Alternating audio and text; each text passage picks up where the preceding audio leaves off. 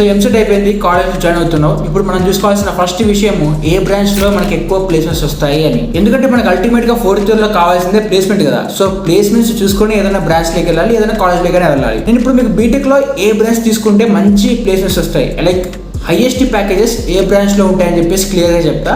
Highest package కాకపోయినా ఏ branch లో మీకు మంచి జాబ్స్ వస్తాయి అంటే ఎక్కువ జాబ్స్ వస్తాయి, లేదు మీరు హైయర్ స్టడీస్కి వెళ్ళాలి, దానికి ఏ బ్రాంచ్ బాగుంటుంది అనుకుంటే దాని గురించి కూడా నేను ఈ వీడియో ఎక్స్ప్లెయిన్ చేస్తా. సో ఫస్ట్ వచ్చేసి మీరు ఆల్రెడీ ఊహించి ఉంటారు ఏ బ్రాంచ్ లో ఎక్కువ ప్లేస్మెంట్స్ ఉంటాయో. అది వచ్చేసి సిఎస్సి బ్రాంచ్. యాజ్ యూజువల్ సిఎస్సికి ఇప్పుడు చాలా డిమాండ్ ఉంది. ఈవెన్ దో ఏఐ ఇవన్నీ వచ్చినా కూడా ఇప్పుడు సిఎస్సికి అయితే ఇండియాలో మంచి డిమాండ్ ఉంది.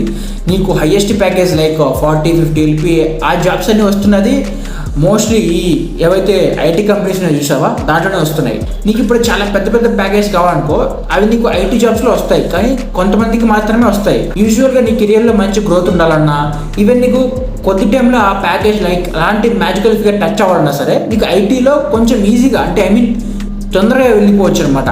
ఫర్ ఎగ్జాంపుల్ నీకు క్యాంపస్ ప్లేస్మెంట్లో ఉన్నప్పుడు ఒక చిన్న జాబ్ వచ్చింది, ఒక ఐటీ జాబ్, ఒక ఫర్ ఎగ్జాంపుల్ 4 lakh అట్లా వచ్చింది నీకు ప్లేస్మెంట్లో. ఇక్కడ నుంచి నీకు మంచి స్కిల్స్ నేర్చుకుంటే తొందరగా చేరిపోవచ్చు అనమాట నువ్వు అనుకున్న ప్లేస్కి. ఐటీలో ఏంటంటే నువ్వు నీ స్కిల్ని బట్టి నువ్వు ఎంత ఫాస్ట్గా గ్రో అవ్వచ్చు అనమాట. అదొక మేజర్ అడ్వాంటేజ్ ఐటీలో. ఇక్కడ నేను సిఎస్సి అంటే దాని అర్థం artificial intelligence, data science, cyber security ఇవన్నీ అనమాట. ఈ డొమైన్స్ అన్ని కలిపి దీన్ని సిఎస్సి అంటున్నా. సో ఈ సిఎస్సిలో నీకు మంచి ప్యాకేజ్ వస్తాయి as usual. And CSC, IT ఈ రెండు తర్వాత నీకు మంచి ప్లేస్మెంట్స్ వచ్చే ఏదైనా బ్రాంచ్ ఉందంటే అది ఈసీ. ఇక్కడ ఫన్ పార్ట్ ఏంటంటే ఈ ఈసీ బ్రాంచ్లో కూడా ఆల్మోస్ట్ అన్ని కాలేజెస్లో వీళ్ళు కూడా ఐటీ కంపెనీస్లో జాయిన్ అవుతూ ఉంటారు. అండ్ వాళ్ళ బ్రాంచ్లో వచ్చే ప్లేస్మెంట్స్ కూడా అన్ని ఐటీ కంపెనీస్వే ఉంటాయి. అపార్ట్ ఫ్రమ్ ఐటీ కంపెనీస్ ఈసీలో మనకి ఇలాంటి కంపెనీస్ కూడా వస్తూ ఉంటాయి, లైక్ నివిడియా అని చెప్పేసి, క్వాల్కామ్. నాకు తెలిసిన కొంతమంది అయితే క్వాల్కామ్లో ఒక 30-40 lakhs కూడా ప్లేస్ అయ్యారు. బట్ వాళ్ళు చాలా రేరు అనమాట.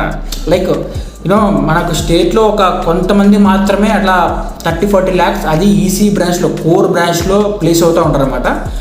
అసలు లేవని చెప్పను, బట్ చాలా తక్కువ ఉంటాయి. But if you're really interested in EC like semi conductors కానీ ఇలాంటి డొమైన్స్లో నీకు బాగా ఇంట్రెస్ట్ ఉంటే ఈసీతో వెళ్ళు. నీకు అక్కడ స్కిల్ బట్టి ఖచ్చితంగా జాబ్ వస్తుంది. బట్ ముందు చూసుకో నువ్వు అంటే ఆ కాలేజ్లో ఈసీలో నీకు మంచి ప్లేసెస్ ఉన్నాయా లేవా అని చెప్పేసి చూసుకోవాలి. ఆ డొమైన్లో బాగా నువ్వు ఎక్స్పెక్ట్ సాధించావు అనుకో ఖచ్చితంగా ఈసీ కంపెనీలో కూడా మంచి ప్యాకేజ్తో ప్లేస్ అవుతావు. ఈసీ తర్వాత వచ్చే బ్రాంచ్ ట్రిపుల్ అనమాట. సో ఈ ట్రిపుల్ యాజ్ యూజువల్ నేను చెప్పాను కదా, లైక్ ఎలక్ట్రిక్ కంపెనీస్ అన్ని దీంట్లో వస్తుంటాయి అనమాట. మంచి మంచి ప్యాకేజ్, పెద్ద పెద్ద ప్యాకేజ్ అని చెప్పాను, కానీ ఈసీ బ్రాంచ్లో కూడా నీకు కొన్ని వస్తూ ఉంటాయి. అంటే ట్రిపుల్ బ్రాంచ్ వల్ల కూడా ఐటీ కంపెనీస్లో కొంచెం ఛాయిస్ ఉంటుంది ప్లేస్మెంట్లో వెళ్ళి కూర్చోడానికి. అండ్ ట్రిపులీలో నీకు కోర్ కంపెనీస్ చూస్తే చాలా తక్కువ ఉంటాయి.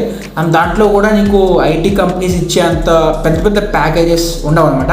సో రిమెంబర్, నేను ఇక్కడ ప్యాకేజ్ గురించి మాత్రమే మాట్లాడుతున్నా. ఆ బ్రాంచ్లో నీకు ఇష్టం ఉందో లేదో అది తర్వాత విషయం, అది నువ్వు తెలుసుకోవాలి. నేను ఇక్కడ చెప్పడం ఏంటంటే ఏది ఎక్కువ ప్యాకేజెస్ ఇస్తాయి, ఏ దాంట్లో ఎక్కువ ప్లేస్మెంట్స్ ఉన్నాయి as per demand on today. Okay, in case నువ్వు ట్రిపుల్ బ్రాంచ్ తీసుకుంటే అక్కడ నీకు మంచి ప్లేస్మెంట్ రాలేదనుకో, నువ్వు అఫోర్డ్ చేస్తా అనుకుంటే నువ్వు అబ్రాడ్ వెళ్ళొచ్చు. అబ్రాడ్లో నువ్వు మంచి మంచి మాస్టర్స్ కానీ ఇలాంటి ఎంటెక్ ఇలాంటివన్నీ చేస్తే ఖచ్చితంగా అక్కడ కూడా మంచి ప్యాకేజెస్ వస్తాయి. సో ట్రిపుల్ తర్వాత మనకు వచ్చే branches civil, mechanical, biotechnology, chemical.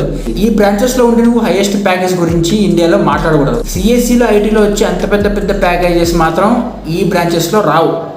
Even నువ్వు లైక్ యావరేజ్ ప్యాకేజెస్ కూడా చాలా తక్కువ ఉంటాయి అనమాట ఈ లైక్ మెకానికల్ ఈ బ్రాంచెస్లో. ఇక్కడంటే మనకి అంత డిమాండ్ లేదు, కానీ జర్మనీ వెళ్ళావనుకో నీకు అక్కడ మెకానికల్ ఇంజనీర్స్కి మంచి డిమాండ్ ఉంది. యూఎస్, లండన్, ఆస్ట్రేలియా ఇటు సైడ్ వెళ్ళావనుకో లైక్ ఆ కంట్రీస్కి వెళ్తే నువ్వు బయోటెక్నాలజీ కానీ కెమికల్ ఇంజనీర్ కానీ దాంట్లో కూడా మంచి ప్యాకేజ్ తెచ్చుకోవచ్చు అనమాట.